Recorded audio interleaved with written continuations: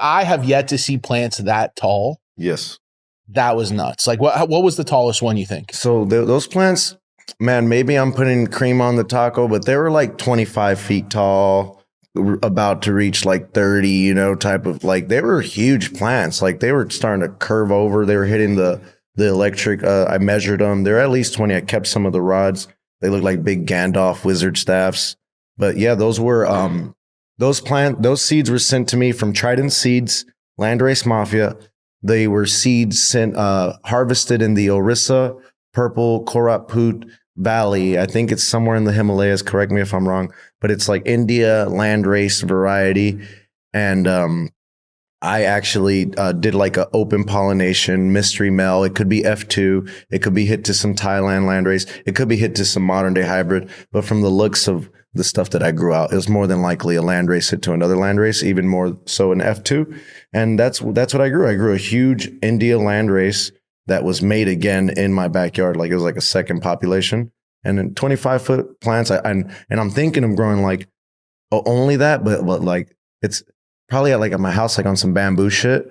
And because nobody, like, I have those offerings and not everyone's into that yet, you know, but my thing is like, if you love weed and you smoke weed and you grow weed, man, just go take a little front row seat of everything and anything that is weed. You know, you're doing it yourself a disservice by not like discovering these things. It's like books, like just go listen to that real quick or just go look at it, you know. But I do understand people have time allocated and money allocated, you know, especially if you're an indoor grower. You can't just nilly-willy go roll the dice on a Landrace. I totally get it. But in your backyard with a couple plants and stuff, to just see some interesting expressions. I mean, I've seen a lot of cannabis. I've not seen a lot like what you just pulled down. No doubt. You know, it doesn't matter what page. You see guys in Humboldt, obviously, with just massive one plants. This is a whole different thing than that, though, even. The way that what was the smell on them? Those smell like if you've ever smoked Piff. Yeah. Cuban Black Haze. It had a lot of that going on. A lot of that sandalwood, frankincense, myrrh, very churchy, people call it, you know. That's what that plant entailed a lot. For the most part, there was some terpenoline driven ones that had like that jack type of thing going on. And then there's like an evergreen terp that you'll find in there as well, that I describe it as evergreen. I might be way off, but it's more like, like when I was a kid in Mexico, we live in the mountains, we live in La Sierra. And that's what it reminds me of, like rubbing against all the shrubs and all that, you know, really green, all the really green plants in the forest. That's what it reminds me of. But that's what it captures for the most part. All those ties and Indias. It makes sense because it's predominantly hash making market.